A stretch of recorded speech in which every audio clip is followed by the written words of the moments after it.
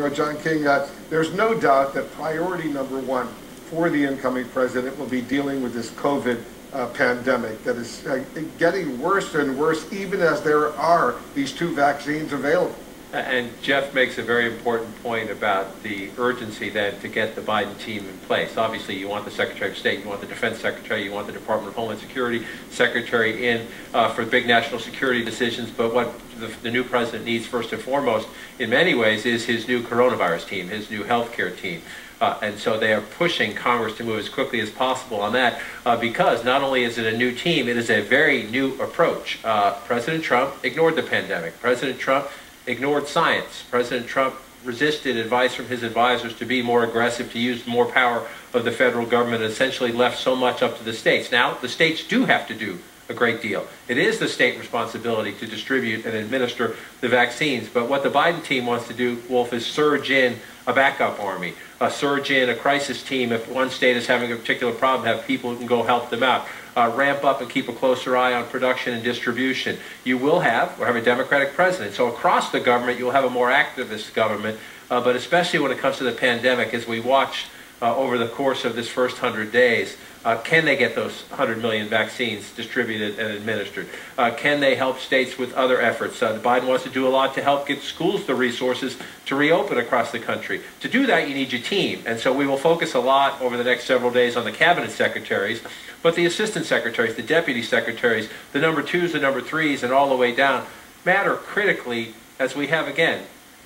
We're going to talk about the thematic change. We'll talk about the personalities and the leadership change, the history of Joe Biden's inauguration and Kamala Harris being the first woman and the first woman of color as vice president. But the pieces of government, the important pieces of government, that will be done in the weeks ahead. And again, Joe Biden respects the government in a way Donald Trump never did. And to have respect for your government, to kick it into gear, you need your people. He certainly does. And he's so much experience, 8 years as a vice president, 30 plus years as a U.S. Senator. He knows Washington. He knows the nature of this business. One of the most consequential inaugurations in American history gets underway very, very soon. We're keeping a very close eye on the Capitol as all the VIPs are arriving. Stay with us for the big entrances, the oaths, the inaugural address, and so much more. It's all ahead.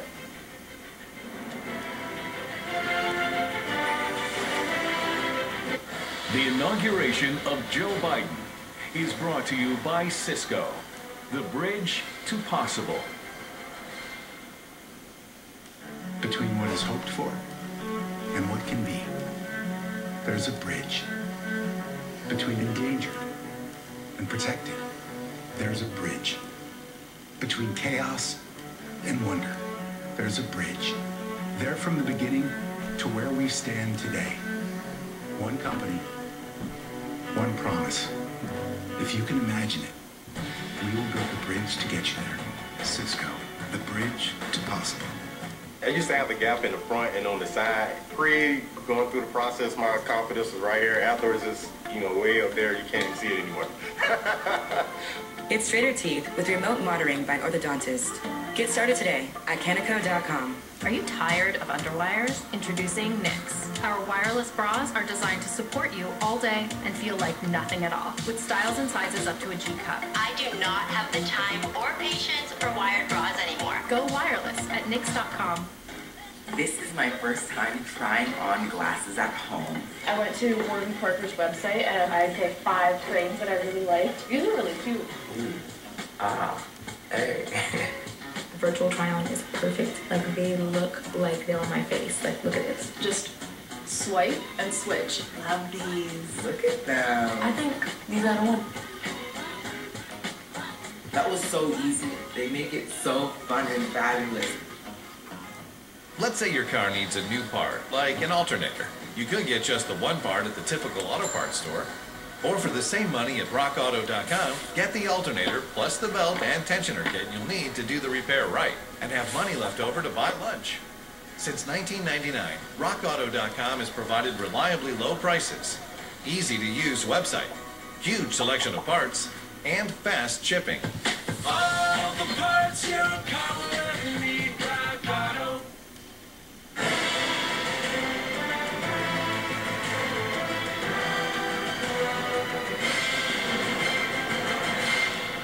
You're looking at live pictures of the U.S. Capitol on this stage. The inaugural ceremony gets underway very soon, launching the presidency of Joseph R. Biden Jr.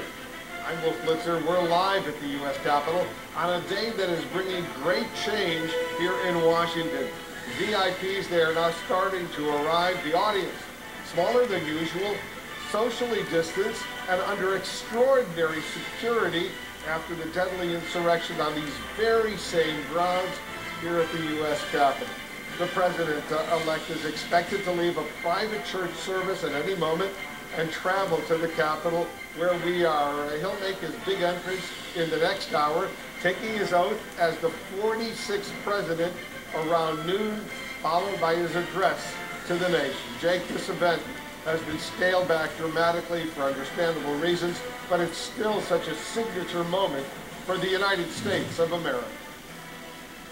Of course it is, and Wolf, democracy continues, though it was tested, even as the outgoing president of the United States is boycotting the inauguration. He's already left town on his way down to Florida. Outgoing Vice President Mike Pence will be there, however, to witness the transfer of power. It's not a peaceful transfer of power, but it is a transfer. Pence will be there along with former Presidents Obama and George W. Bush and Bill Clinton, so many other officials and dignitaries from both political parties.